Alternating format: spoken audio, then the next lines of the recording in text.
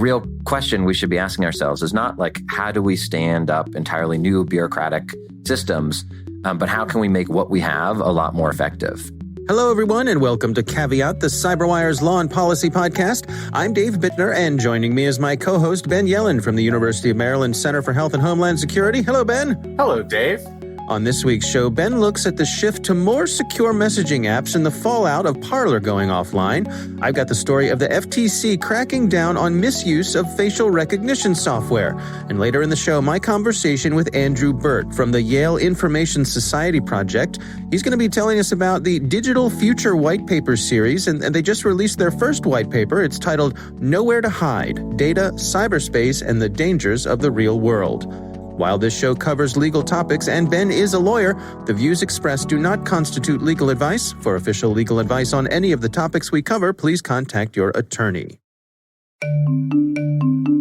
If you're a defender fighting to protect your organization from cyber attackers, you must be successful ending attacks every single time. They only need to be successful once. Cyber Reason reverses the attacker's advantage. Their future-ready attack platform gives defenders the wisdom to uncover, understand, and piece together multiple threats, and the precision focus to end cyber attacks instantly. Together, we are the defenders. Cyber Reason. End cyber attacks. From endpoints to everywhere. Learn more at cyberreason.com. All right, Ben, let's dig into some stories this week. What do you have for us? So my story comes from the Washington Post, written in their technology section by Garrett DeVink and Ellen Nakashima. The story is about how right-wing protesters, supporters of President Trump, have been forced to move to encrypted applications because all of their other favorite applications have been shut down or significantly curtailed. So not only have Facebook and Twitter tried to cut down on extremists, they've deleted a lot of accounts. Obviously, Facebook temporarily banned President Trump and Twitter permanently suspended his account. But even an application like Parler, at least temporarily, went offline. So Parler is a microblogging alternative to Twitter that's very popular among right-wing groups. And it went offline because Amazon Web Hosting Service decided not to support it anymore. And it was also taken out of the Apple Store and Google Play. Luckily for these groups and for these individuals, there are a bunch of encrypted messaging applications that have filled the void. So the couple that they mention in this article are Telegram. Obviously, that's based in Dubai. It's long been very popular as an encrypted messaging application among people who would rather keep their conversations underground, so to speak. And other services like MeWe, which is another social media application that's been very popular among extremists. So this presents a number of problems. These applications have surged in popularity. They are running up the charts on both the Apple App Store and Google Play, going from the 10,000s into the top 15 applications downloaded. So there's concern there that people who we want to be monitoring are going off the grid. When people are using mainstream American social media applications, there are ways for our government and law enforcement to get access via subpoena. Sometimes people leave information public-facing. Law enforcement can get lucky. But law enforcement generally knows how to deal with those types of applications. With things like Signal and Telegram and MeWe, that means that the users are largely going dark and are evading the watchful eye of law enforcement. And one of the reasons that's so concerning is there's been a lot of chatter on these applications about future insurrectionist attacks. And it's been very difficult for law enforcement to break through these encrypted applications. Not just because of their security features, but also because the leaders of these companies, I think, are less beholden to political pressure from national leaders to moderate their own content and make user data more available. So it's proving to be a major challenge for law enforcement. Let me ask you this. Aren't we kind of wanting to have our cake and eat it too? Because the conversations that you and I typically have about apps like Signal and Telegram, these end-to-end encrypted apps that are built around privacy and security, is that aren't they a great thing for all the people we like? I know. The folks who are, it's a good thing for free speech and people privacy, to be able to communicate. and keep the government out of their private business. But suddenly, we're on the other side of this now with folks who are, may have had something to do with the riot at the Capitol, folks who are aligning with that. And we see it's really a bright light on the other side of this encryption argument, isn't it? That's why this issue is so incredibly complicated. I mean, I try and catch myself. I start thinking, well, maybe former Attorney General William Barr was right that we should prioritize getting a backdoor into these encrypted applications. And I'm like, no, this isn't who you are, Ben. And I don't think you should judge an application or any policy, for that matter, by its most egregious, disfavored users. So I think we should think twice before we propose rash policy changes in response to this dilemma, because we do want to support the right of people to have private end-to-end encrypted conversations on these applications. That does comport with our values. One thing that makes this different is people are using these applications to sow insurrectionist violence. So there is always a line somewhere. Right.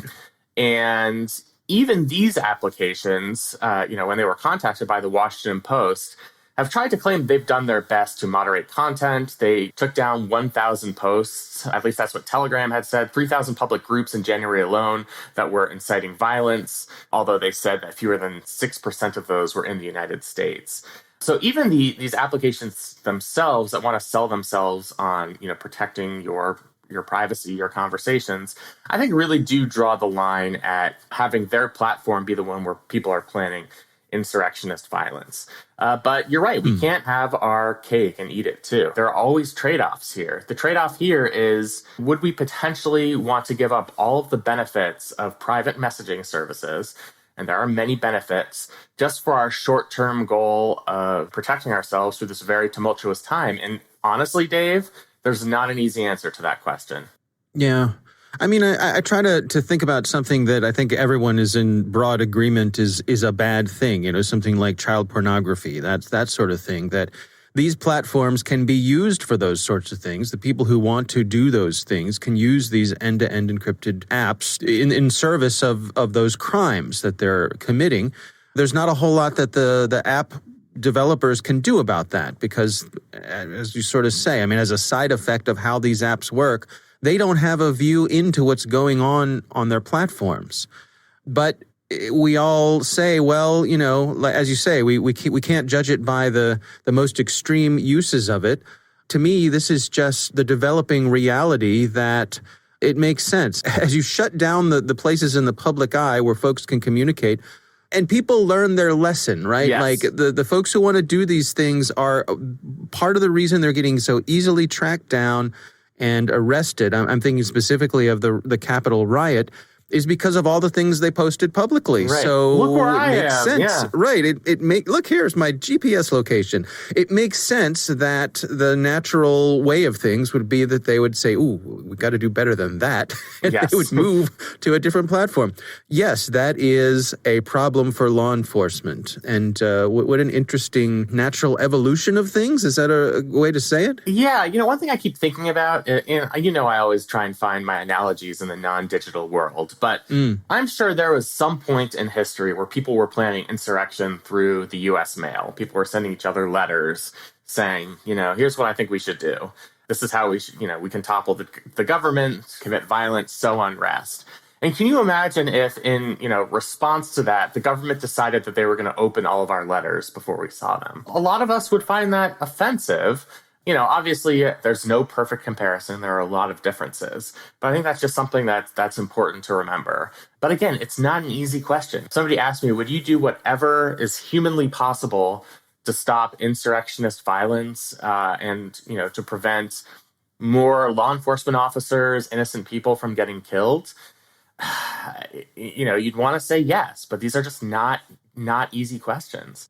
Right. And that's that old ticking time bomb issue, right? I don't know. I don't want to say that old chestnut, but, that's often brought up when you have these conversations. What if the bomb is ticking and you have to do something extreme to stop the bomb from ticking? Right. And I don't know. To be honest, the bomb is not. very rarely ticking, and that's why I never like that as a hypothetical. I mean, there are just not that many scenarios where that happens.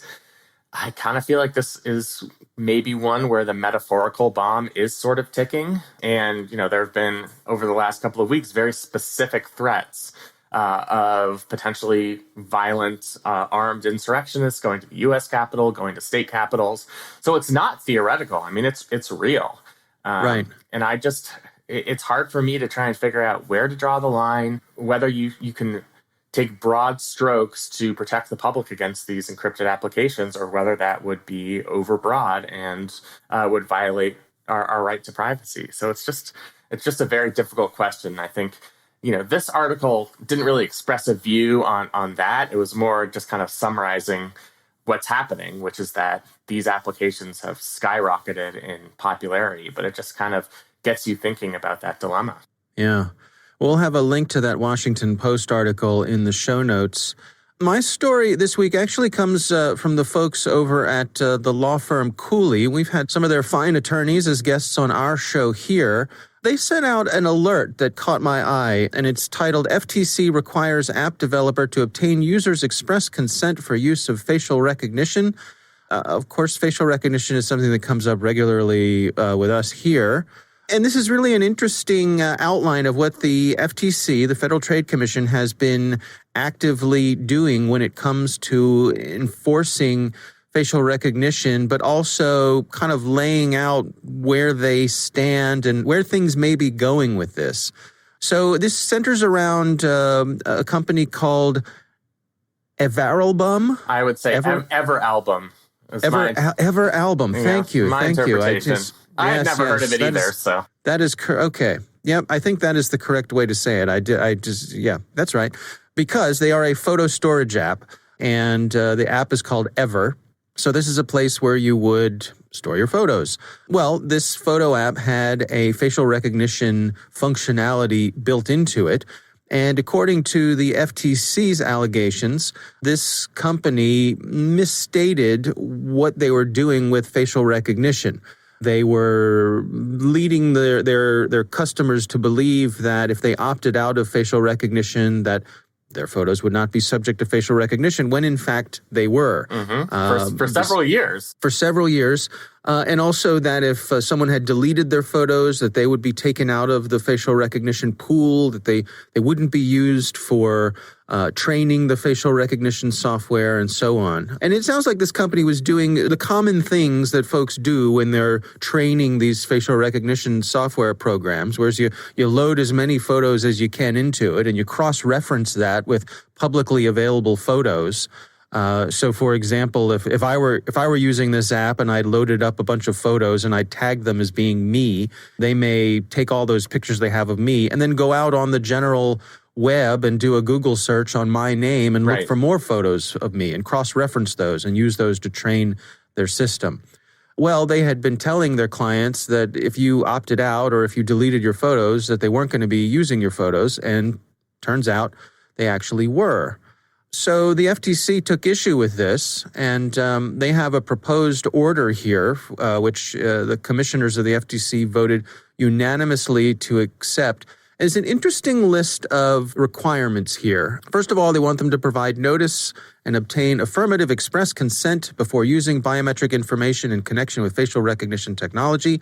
That's pretty straightforward. Alert people and make sure it's okay with them. The second thing is they want them to delete or destroy the photos and videos of deactivated accounts. All right, makes sense. Fair enough. This one is interesting. The third one is delete or destroy models or algorithms that Everalbum developed in whole or in part using biometric information that the Ever app collected from its users. That was the most fascinating to me. Yeah, to me, this is like going to someone and saying, I need you to remove the sugar from that cake you just baked. Yes. Right? You kind of have to drown the baby with the bathwater there. Yeah. I mean, it reminds me, just speaking from a legal perspective, of the fruit of the poisonous tree. In the legal world, if there was one illegal act from law enforcement, everything that follows from that is considered fruit of the poisonous tree and therefore inadmissible in court. That kind of seems like what's going on here is if you created any sort of algorithm based on photos that were improperly stored, then you have to destroy those algorithms. Obviously, that's going to be incredibly burdensome for this company. They've probably been building these algorithms for years. But, the alternative for them is that they would probably have gone out of business. So I would guess that's why they agreed to this settlement. Yeah. And it seems to me like they'd have to start from scratch, right? I mean, yeah. I guess it's easier to build something the second time than the first time, but still. It's a rather drastic action, and it shows that the FTC is really taking facial recognition seriously, which I think is a good thing. One thing that this article brings up, which I think is something we're going to have to look out for, is now the litigation floodgates are about to open. Because now that we have this settlement, this is going to apply to all tech platforms, all applications, any sort of web-based service that collects faces and uses facial recognition software, develops facial recognition algorithms. So this sort of puts other companies on notice that, A, you're going to have to change your terms of service, and you're going to have to make sure that your users are able to give express consent to the use of their photos to contribute to these algorithms. And B, if you don't do that, you better hire a law firm. Perhaps Cooley could use this as an advertisement. Right. I suspect that's partially what this alert is intended to be. Yeah, but get ready for the follow-on litigation, and that seems to be what's happening here. I think this is it's really good that the FTC and their Consumer Protection Bureau is focusing on this, focusing on the misuse of facial recognition, and I think this is just the first salvo in what will largely be, probably years of follow-on litigation about this. There's something in here they mention I wanted your take on. They mention a coming Supreme Court decision about potentially providing statutory authority to the FTC. Do you have any insights of what's going on there? Yeah, so this case, which was argued basically last week, concerns whether Section 13B of the Federal Trade Commission Act, so the statute that authorized the Federal Trade Commission, can issue injunctions demanding monetary relief such as restitution if individuals have been wronged. So depending on the outcome of that case, the FTC potentially could demand restitution, monetary restitution or damages to the users of this application whose photos were improperly stored. So I think people who were using this app, using Everalbum, would want to pay attention to this FTC case because they might have a cause of action where they could obtain monetary damages. I didn't pay attention to the oral argument, so I don't really have an indication on how this case is going to be decided, but it was just argued in the past week. So it's a case that's going to be decided over the next several months. Yeah, it's interesting to see how much is going on in the facial recognition space. We've got different states that have different standards here, and people get caught up in those things. Illinois, for example, has a very stringent set of rules when it comes to biometrics. So if you're doing business coast to coast, you need to pay attention to those individual state requirements, right? Yeah, it's just like how we always talk about companies have to comply with the most stringent state regulations because, you don't want to adopt different business practices for all 50 states. So it ends up being sort of a race to the top. And Illinois is at the top as it relates to facial recognition. And kudos to them for being out in front on this issue. Yeah. All right. Well, we will have a link to this post in the show notes. Interesting read. It really lays everything out here, has some recommendations for companies. So appreciative to the folks over at Cooley for putting all this in plain language that just about anybody can understand. All right, well, those are our stories for this week. Of course, we would love to hear from you. We have a call-in number. It's 410-618-3720. You can call and leave us a message, and we may use it on the air. You can also send us email to caveat@thecyberwire.com.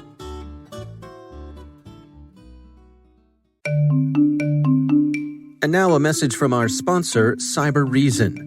If you're a defender fighting to protect your organization from the dark forces of cyber attackers, it might seem attackers have the advantage. To win, they only need to be successful once. As a cyber defender, you must be successful in ending attacks every single time. CyberReason reverses the attacker's advantage. They put the power back in your hands.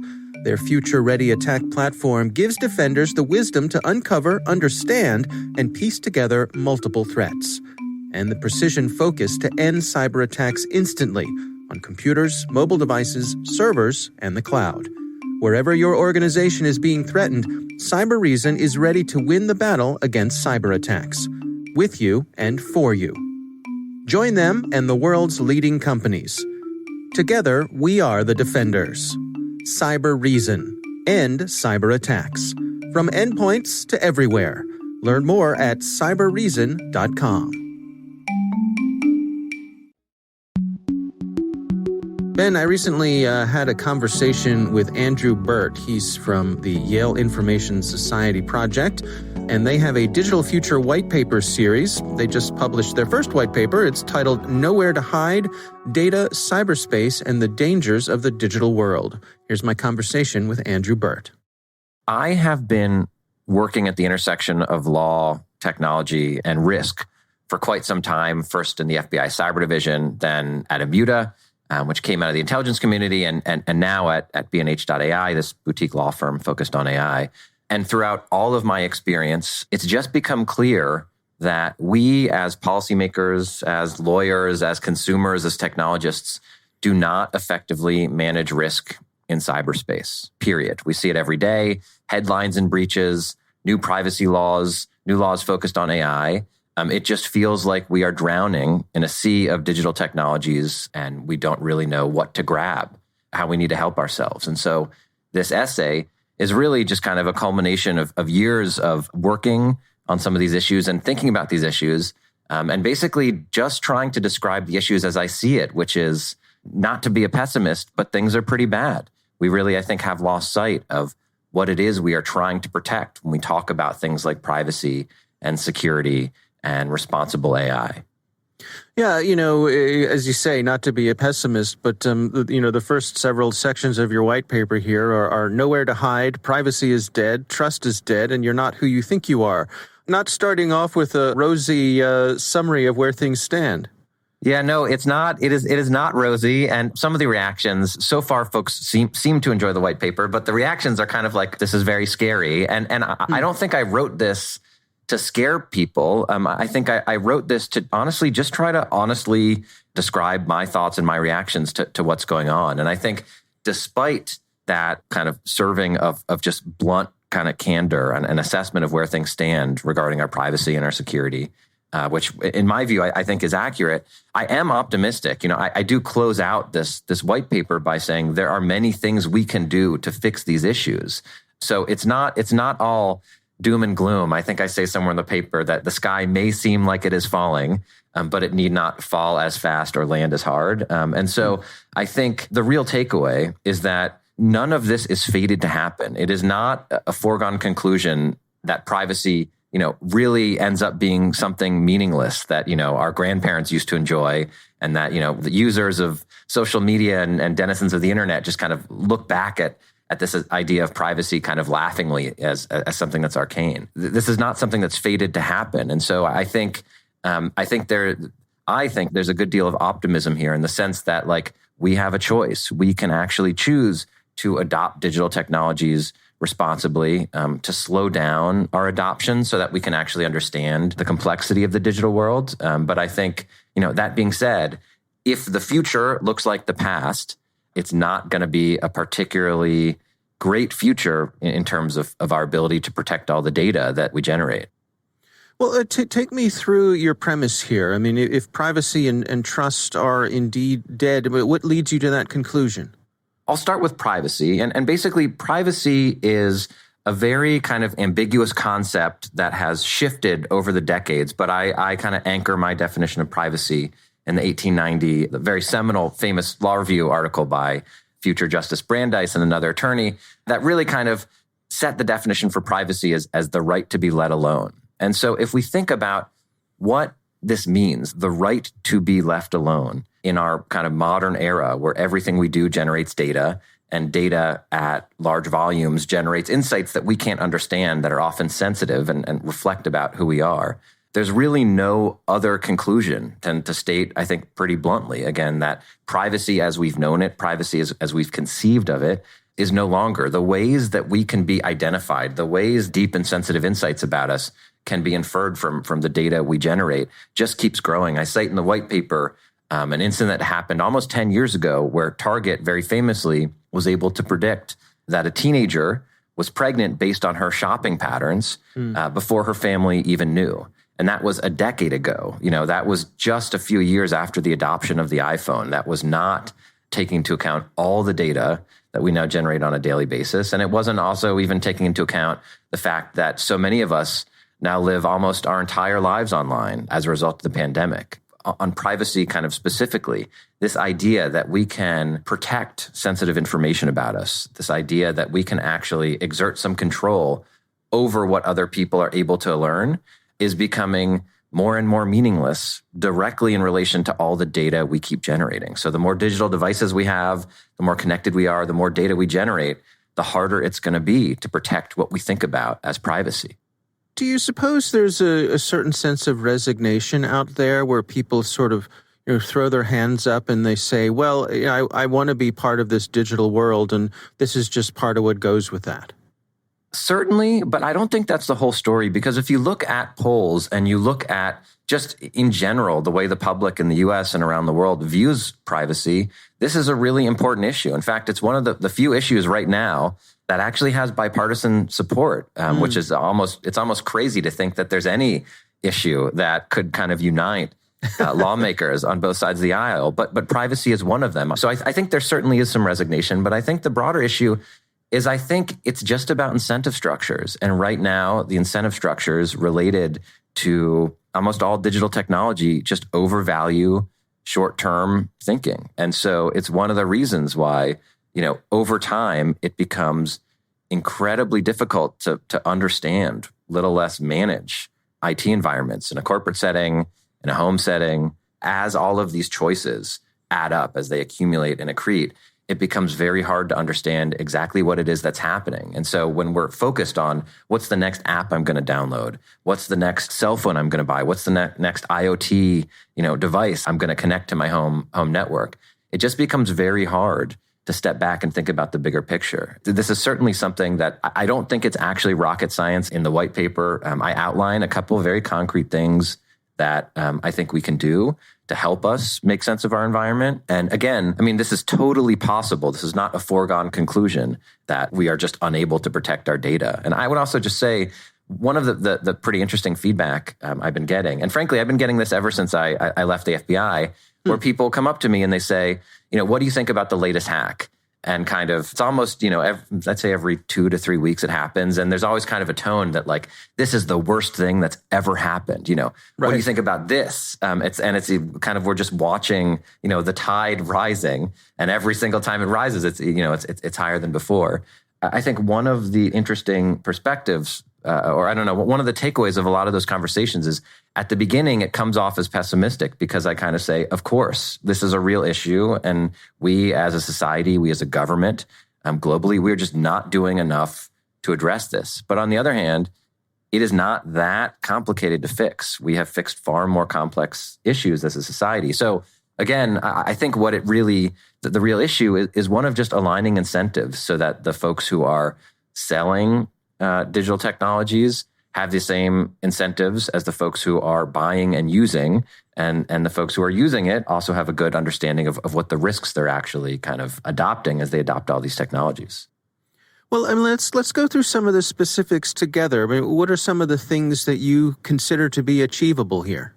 I'm a lawyer by training, so a lot of these are actually kind of, some of them are technological, but a lot of them just kind of start with, what should laws do? How can laws create the right incentives?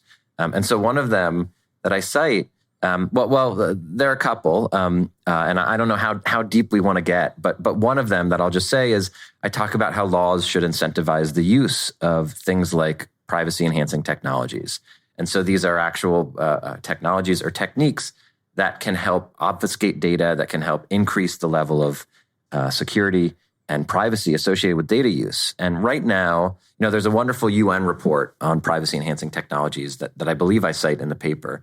But right now, they're kind of like, they're thought of as quirky and interesting. The tech giants, Microsoft, Apple, Google, use things like differential privacy, but they're not yet widespread. And so one of the suggestions is to have policymakers actually incentivize the use of privacy-enhancing technologies by saying things like, if you're using a technique like differential privacy or k-anonymization or federated learning, and there is a breach or there is some type of failure, liability is mitigated. There will be there'll be less liability. What we will incur on you, lower fines.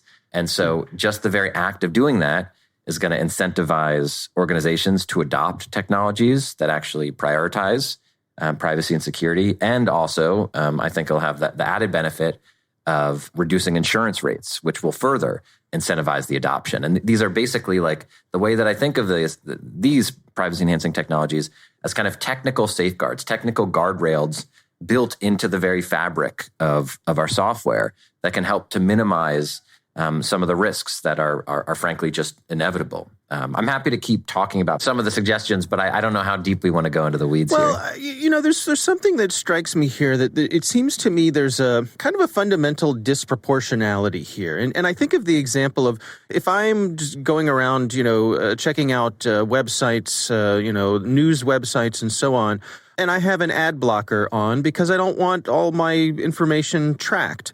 And, the website will pop up and they'll say, hey, we notice you're using an ad blocker. Please let us show our ads. And the thing is, I don't have a problem with them showing me ads. That's fine. I understand that's a great part of commerce. What bugs me is all of the tracking that goes along with it. And we seem to be, in many cases, in this all or nothing sort of thing. There's really no practical way for me to say, sure, show me your ads, but don't track me. One of the points you make in your white paper here is we can't consent to what we don't understand. And I think we're in this world with these ridiculous EULAs that nobody reads, nobody understands. And so from the consumer point of view, I wonder, again, that point that I made about throwing your hands up, how is an individual supposed to try to get control of these sorts of things? Yeah, I mean, this is a collective issue. This is not something that we can solve on our own. This is a political issue. And so we just can't. And indeed, as AI is adopted more and more, the entire value of things like AI, of techniques like AI and machine learning, is that they will extract from data insights that we can't predict. And in some cases, insights we can't understand. So the very concept that I as a consumer am going to generate data and I'm going to be able to understand the value of that data, as I'm generating it, or frankly, ever, is just ridiculous. It is not aligned to the current reality of what it actually means to generate data and what it actually means for organizations to extract value out of that. So the idea of consent, the idea of all of these very kind of detailed privacy policies we're supposed to understand is just not practical. And so one of the things I say in the white paper is that we need to move on. We need to come to a better way of protecting all the data we generate without actually just kind of delegating the decision to users that are just not equipped to understand the value of the data that they're actually handing over. What about this notion, Ben and I have batted around this idea of coming at this similarly to a public health approach, which is that, for example, do we need something equivalent to the FDA for social media algorithms? Before you turn loose this algorithm on the general public, you must prove that it first will do no harm. In the same way that a prescription medication, has to be tested and vetted, before it's turned loose. I mean, is there anything in your mind to that approach? Is there anything there? I would make 2 points. The first is that a lot of the discussion about, the current state of privacy and data protection, it always kind of gravitates towards social media. The first point I would make is this is about software writ large. This is about how it is that we interact with software systems and the digital world. So certainly social media plays a huge part, but I think it's much broader.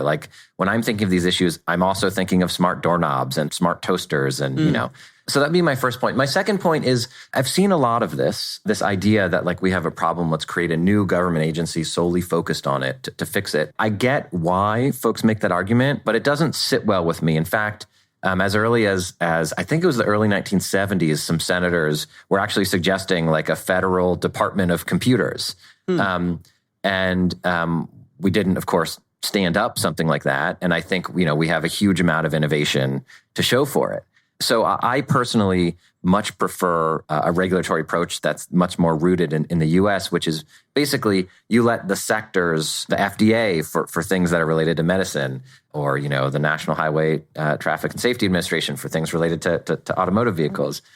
I much prefer that type of framework where there are multiple regulators playing in the same space, just because I think it can get a little bit more granular and more effective. So I'm not someone who supports the idea of like, let's stand up an entirely new government agency. And one kind of additional point I would make is we kind of already have that agency with the FTC.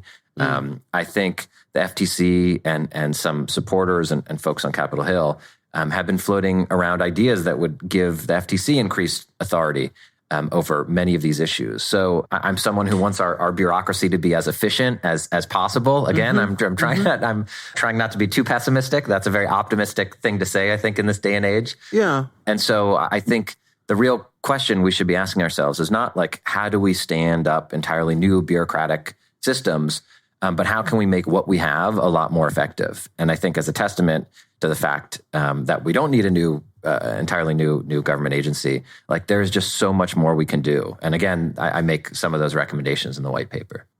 Do you suppose that there is political will to see something like this through? I mean, as you and I are recording this, we're heading into a new administration in Washington. Do you suppose this is something that could bubble up to the top and actually see real action? Yeah, 100%. I would be very, very surprised if by the end of the next administration, there wasn't some type of major legislation dealing with these issues. My only fear is that it'll get it wrong. I think it's very easy, kind of in the modern, very, I don't know, I was going to say polarized, but that it doesn't even do it. But in the modern political era, it's very easy to reduce kind of complex issues to statements that don't do the actual issues justice. And so my concern, so I'm very confident something is going to pass. My concern is it's going to be like, let's break up Google, let's break up Facebook, let's take big, bold, actions that look good in the headlines.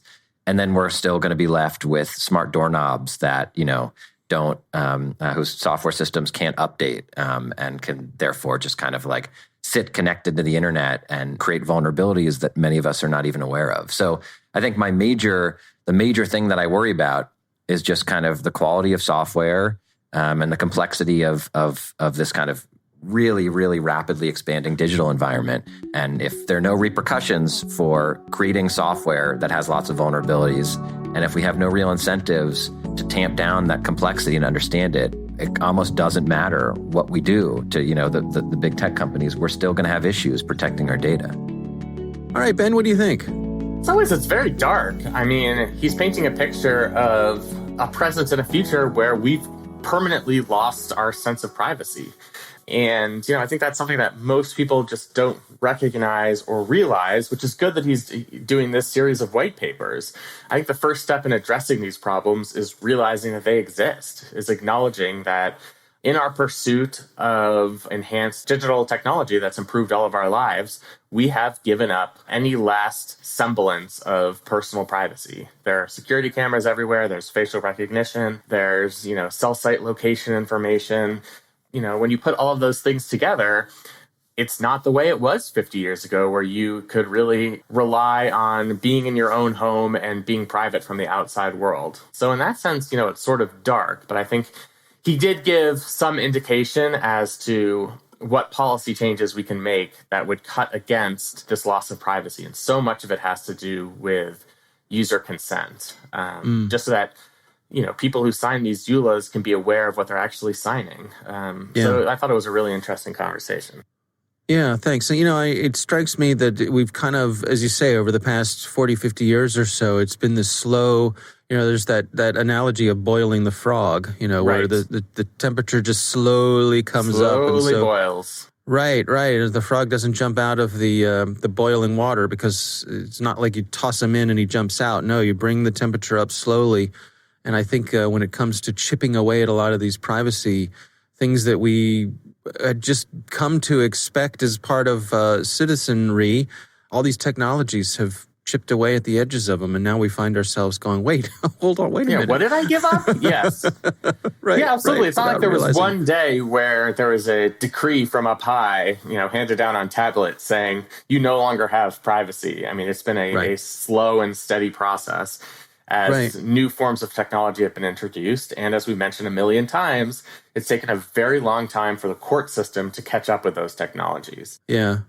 It strikes me, too, how it's been so often been sort of unintended consequences, where it's like, hey, good news, your phone has GPS in it. Oh, that's great. You know, I can use this app to help me navigate my car or, find my way to the nearest taco truck or something. Yeah. But the flip side is... Also, Panera knows where I am at all times. Yeah.